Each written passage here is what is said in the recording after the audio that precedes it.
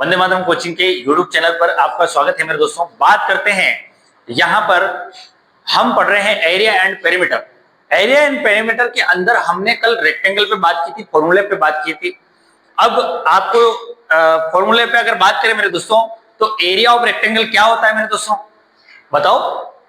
Length into breadth. Area of rectangle क्या होता है? Length into breadth. अब पेरीमीटर ऑफ रेक्टेंगल की बात करें तो 2 ब्रैकेट एल प्लस बी। इसके अलावा डायगोनल ऑफ रेक्टेंगल की बात करें तो √l square plus B square, length square plus breadth square. हमने इस पे क्वेश्चन कर लिए थे, लेकिन स्क्वायर पे हमने क्वेश्चन नहीं किए थे। आज हम स्क्वायर पे क्वेश्चन करते हैं। पहले वापस से स्क्वायर के बारे में समझते हैं। स्क्वायर की बात करें मेरे दोस्तों, उससे पहले हम जो टॉपिक पढ़ रहे हैं एरिया एंड पेरीमीटर। कौन सा टॉपिक पढ़ रहे हैं मेरे दोस्तों? Area and perimeter. एरिया का मतलब क्या? एरिया का मतलब वो नहीं है कि हम तू मेरे एरिया में आ जाना, वो एरिया नहीं। ये एरिया जो है, जैसे कि फसल बो रखी है, जैसे कि जहां जहां मैं इस बोर्ड पे लिख सकता हूं वो क्या है? एरिया है। और इस चारों तरफ की बाउंड्री जो है, इसका क्या कहलाती है? पेरीमीटर कहलाती है। बोलो समझ में आई कि नहीं? भाई फसल बो रखी है खेत में, और खेत में जहां जहां फसल है वो क्या है? एरिया। और उस खेत की चारों तरफ की मेड़ जो है वो क्या कहलाती है? पेरीमीटर कहलाती है। बोलो समझ में आई कि नहीं बात? तो यहां पर स्क्वायर की बात करूं, स्क्वायर में समझते हैं कि चारों भुजाएं समान होती है।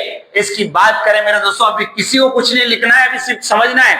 All sides are equal. अगर डेफिनेशन की बात करूं, मेरे दोस्तों, तो स्क्वायर की डेफिनेशन कहती है ऑल साइड्स आर इक्वल, मतलब चारों भुजाएं समान। जैसे कि एक कमरा है, उसकी चारों दीवारें जो है वो समान है।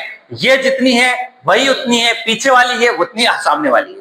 बोलो समझ में आई कि नहीं बात? तो क्या बात कर रहा हूं मैं? इसी को हम वर्ग बोलते हैं हिंदी में, इसको इंग्लिश में स्क्वायर बोलते हैं। स्क्वायर की डेफिनेशन होती है ऑल साइड्स आर इक्वल, या फिर चारों भुजाएं जो है वो समान होती है।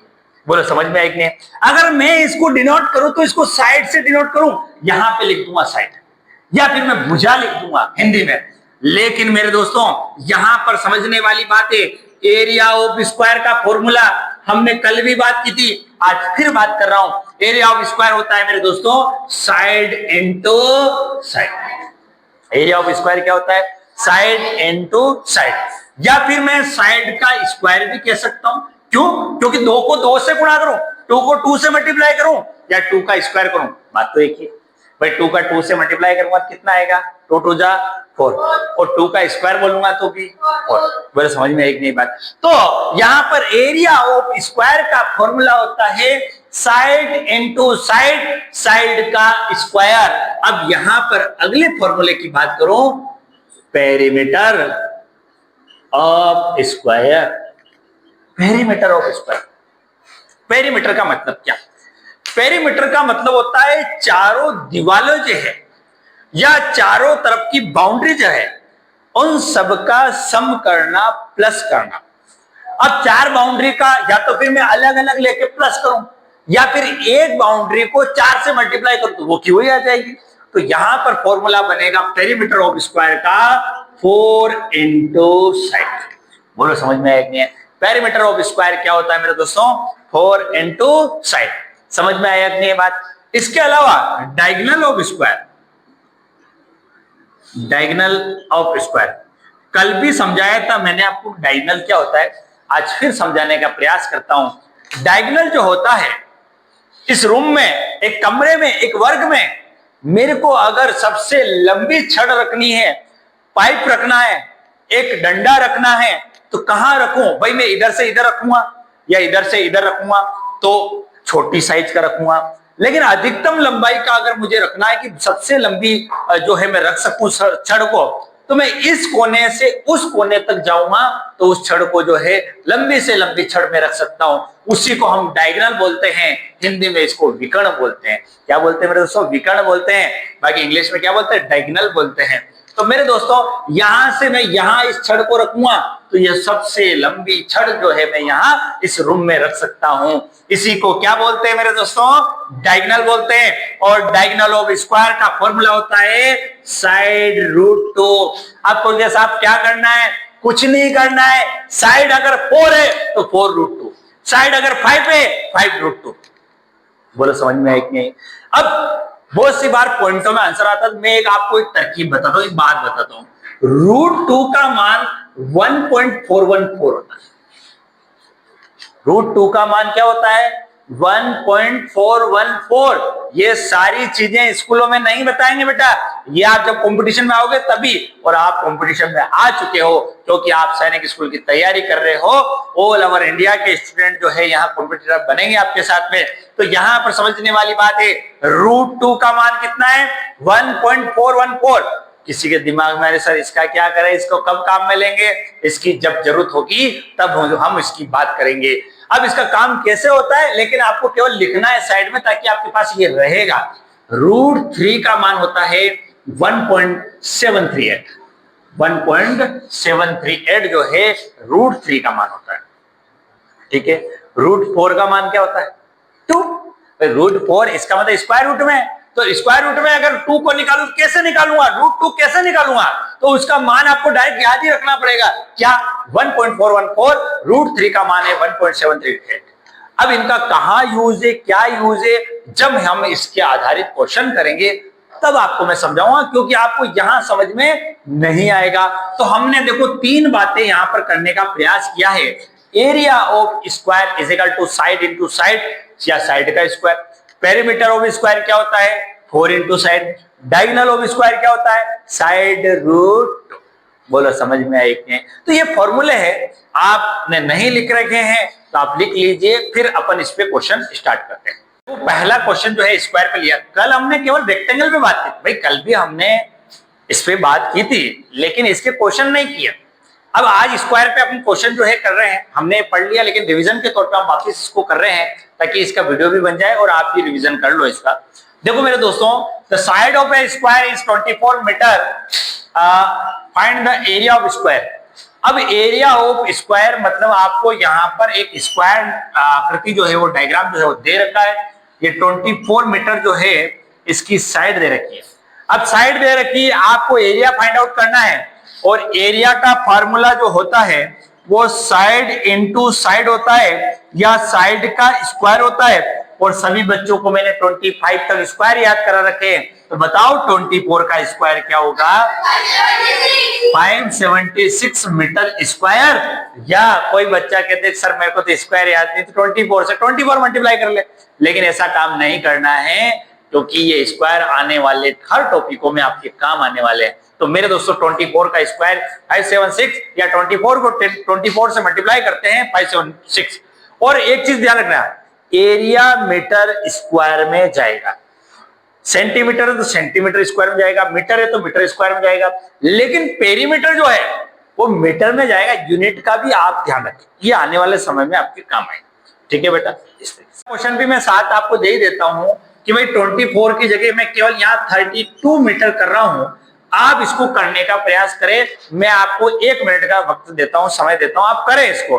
32 मीटर जो है यहाँ पर आपको एरिया फाइंड आउट करना, करो इसको। आज यहाँ पर अगले क्वेश्चन की बात करें तो side of square 32 meter, find the area of square. Area of square के लिए आप पहले एरिया ऑफ स्क्वायर का फॉर्मूला लिखेंगे। और क्यों लिखेंगे कि बार बार लिखने से फॉर्मूला याद होगा। साइड का स्क्वायर या साइड इंटू साइड, यहाँ पे 32 इंटू 32 मल्टीप्लाई करेंगे। अब 32 का देखो स्क्वायर किसी को भी याद नहीं होता है भाई। 32 का स्क्वायर बहुत बड़ी संख्या है, उसके लिए आप याद नहीं कर सकते हो, लेकिन आप 32 को 32 से मल्टीप्लाई कर सकते हो। और मल्टीप्लाई करना तो आप 4th 5th में आ चुके हो, तो आपको 100% आता ही होगा।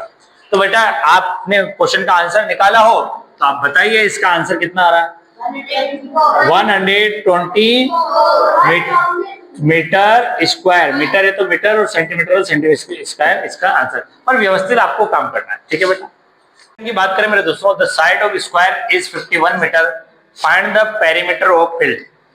अब स्क्वायर की बात की है और साइड ऑफ स्क्वायर की बात की है, और साइड ऑफ स्क्वायर 51 मीटर दे रखा है, हमको पेरीमीटर फाइंड आउट करना। तो देखो ये एक स्क्वायर नुमा आकृति जो है मैंने बनाई है, ये इसकी साइड जो है 51 मीटर है।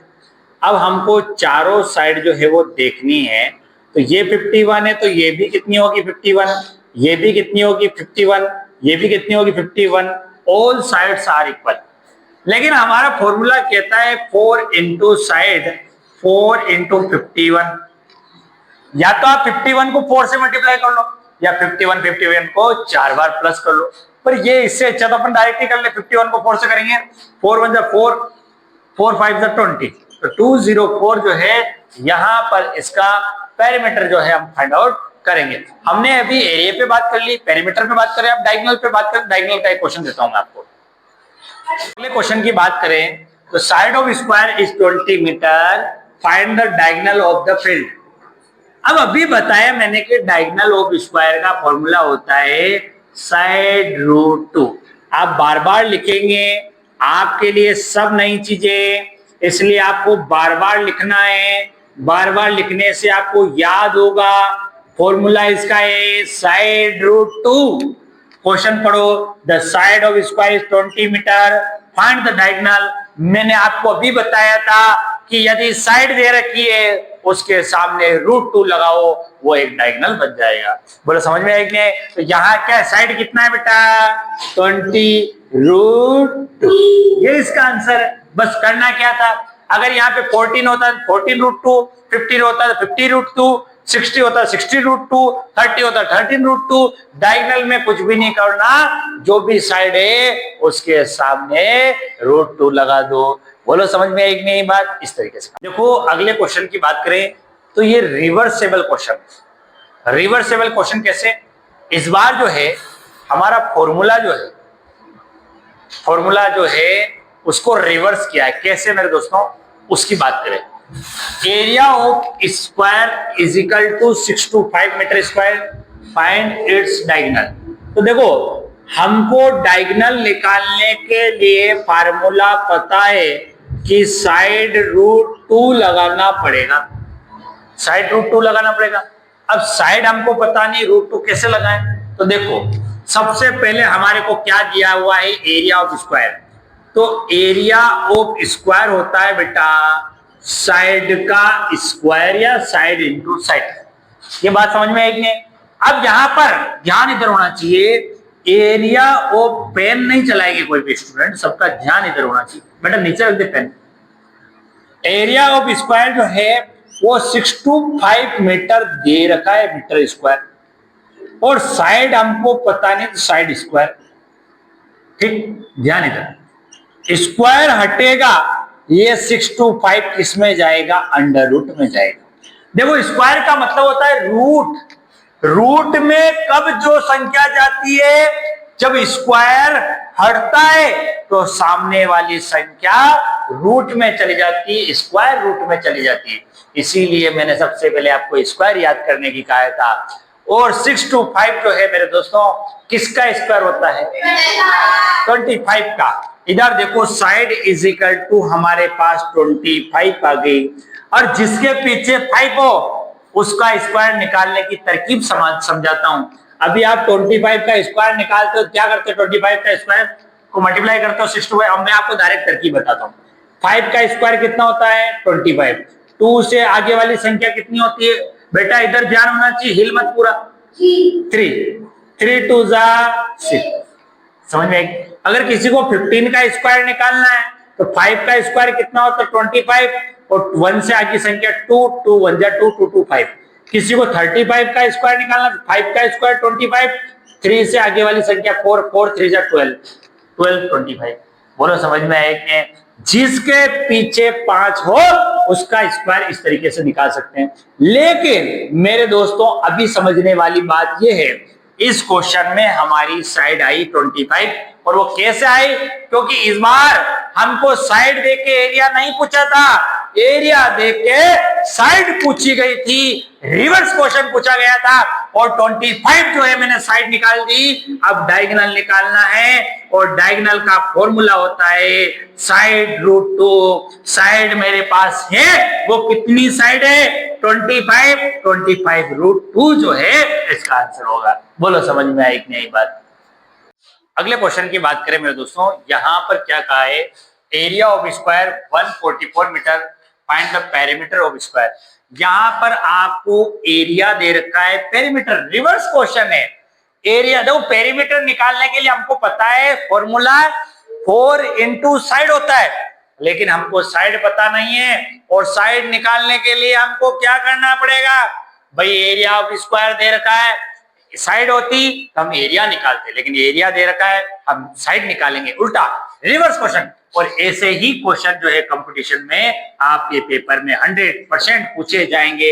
Area of square, area of square का फॉर्मूला होता है मेरे दोस्तों साइड का स्क्वायर, और एरिया ऑफ स्क्वायर दे रखा 144 मीटर स्क्वायर, तो साइड का स्क्वायर, इधर से स्क्वायर हटेगा, ये साइड रूट में जाएगा, और आपको पता है 144 किसका स्क्वायर होता है, तो साइड इज इक्वल टू क्या है, क्या 12। अब देखो साइड आ गई, हम कुछ भी निकाल सकते हैं, डायगोनल पूछेगा तो 12√2 कर देंगे।